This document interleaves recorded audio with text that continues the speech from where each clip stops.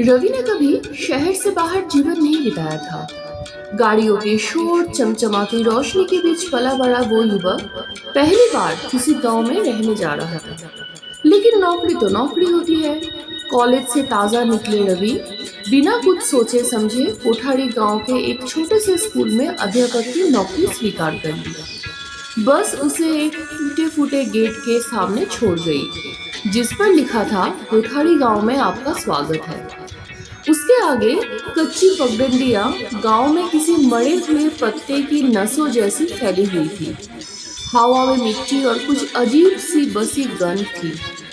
Headmaster, एक दुबले पतले झुर्रीदार चेहरे वाले बुजुर्ग श्री दास, रवि का स्वागत करने आए थे।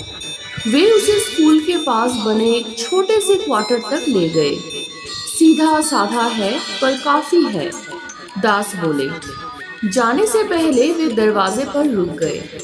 कुछ झिझकते हुए बोले, संध्या होते ही जब पुरानी घंटी बजे तो अंदर ही रहना, चाहे कुछ भी सुनाई दे, दरवाजा मत खोलना।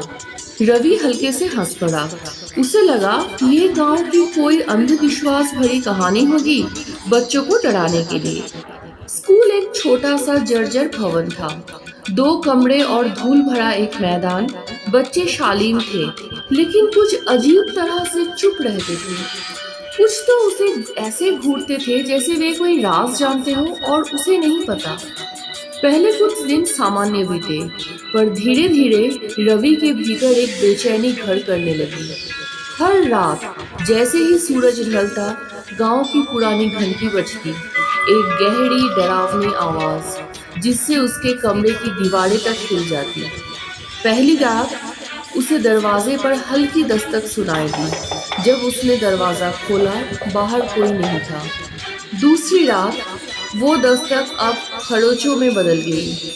लकड़ी पर नाखून रगड़ने जैसी धीमी और बेचैन करने वाली आवाज।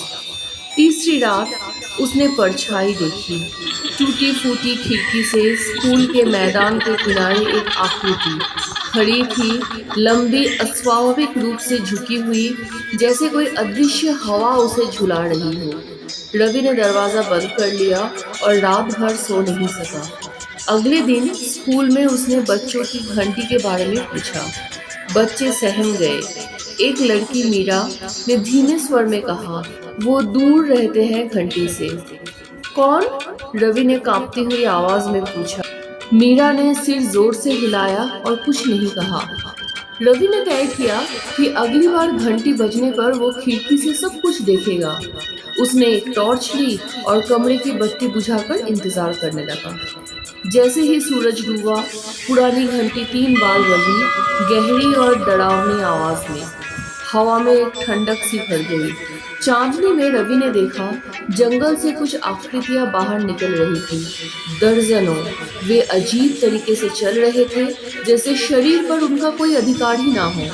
उनकी त्वचा मुरझाई हुई, जगह जगह से ढीली थी और उनकी आंखें गहरी, काली और खाली थी। वे गांव में फैलने लगे, दरवाजों को नोचते हुए, हवा में कुछ सूंघते हुए। रवि ने डर के मारे खुद को पलंग के नीचे छिपा लिया। रात किसी युग की तरह बीती। जब भोर हुआ, उजाला फैला, तो रवि ने हिम्मत करके बाहर की तरफ झांका। गांव वैसा ही दिखा, बस गीली मिट्टी पर अजीब पगचिन्ह जंगल की ओर लौटते दिख रहे थे। अगली सुबह वो दास जी के पास गया। ये सब क्या है? दास जी ने गहरी सांस ली। बहुत पहले इस गांव पर श्राप लगा था। एक आदमी जिसे गांव वालों ने मारा था, मौत के बाद लौट आया, और अकेला नहीं लौटा। जब भी घंटी बजती है, मरे हुए लोग बाहर आते हैं। वे जीवितों की तलाश करते हैं ताकि उन्हें भी अपने साथ ले जा सके। पर आप लोग यहाँ क्यों रहते हो? रवि ने कांपती आवाज में पूछा। दास जी ने थकी हुई मुस्कान दी। हम बंधे हैं यहाँ से, खून से, डर से। अब तुम भी बंध चुके हो।